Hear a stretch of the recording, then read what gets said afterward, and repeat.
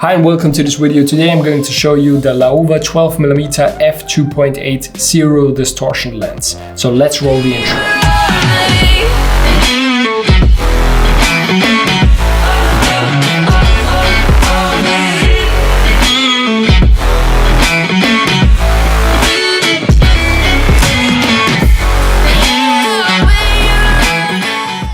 This lens is amazing. It's really wide and it's an amazing lens. It's fully made out of metal, so there's no plastic on the lens.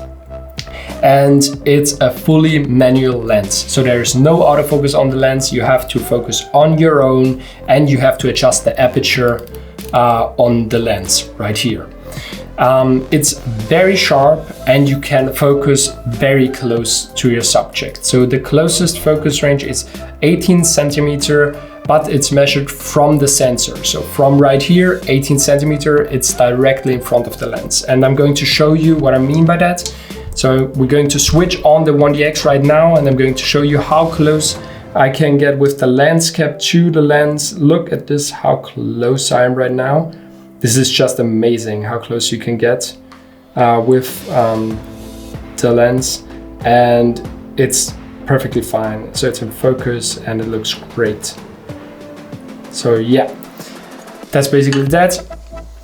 And yeah, overall, amazing lens. It's perfect for tight spaces. So if you want to shoot real estate, for example, it's really amazing because you get the tight places and you get straight lines because it's a zero distortion lens. It's not really zero distortion, but it's pretty good. So you get your straight lines.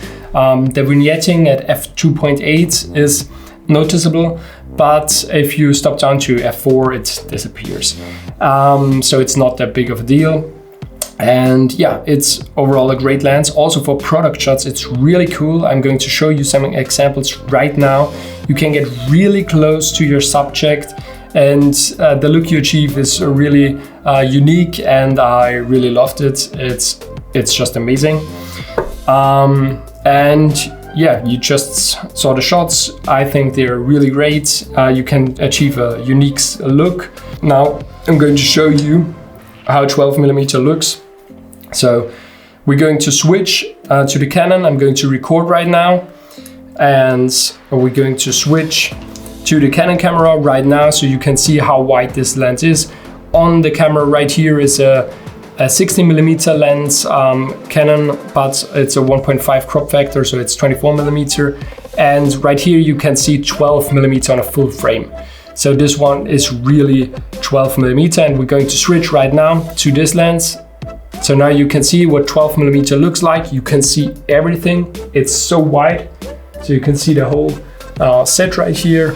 And yeah, I think it's really amazing. Now I'm going to show you. We're going to switch back to the other camera. So right now, okay, now we're on the other camera, and now I'm going to show you how close I can get with this camera to my eye right here. So you can see I can get this close to my eye and I'm still in focus, and this is just amazing how close I am with the camera to the with my head to the lens. This is just ridiculous, and the look you achieve is really amazing. Yeah, I apologize my sweat, it's really hot in here.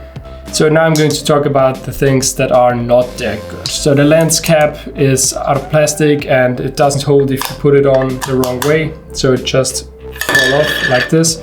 And if you put it on the right way, it will stick to the camera, to the lens, but it's not that good. Yeah, it holds, but it's not perfect. Another thing which is annoying is that you can't put any filters on the camera. So because the lens sticks out right here, the glass sticks out of the lens, you can't put on any filters. They have an adapter, but it's an adapter which has a 100mm filter thread, which is way too wide for most filters you have, I think. And yeah, that's really not that cool. Yeah, so you can't put on any ND filter or Black Promise filter, which sucks, but it is what it is. You have to step down your aperture if you want to film anything with this lens, or you have to use a mat box, or you buy the adapter. Yeah, that's basically it. For photography, it's not that big of a deal because you can set your shutter speed to a high amount, and it's perfectly fine. And another issue with this lens is if you're shooting against the sun, it produces some flares. When you don't like flares, it's an issue. For me personally, it's no issue because I like flares, and if I don't want the flares, I simply tilt the camera a little bit more, and most of the time it disappears. So yeah, that's basically it.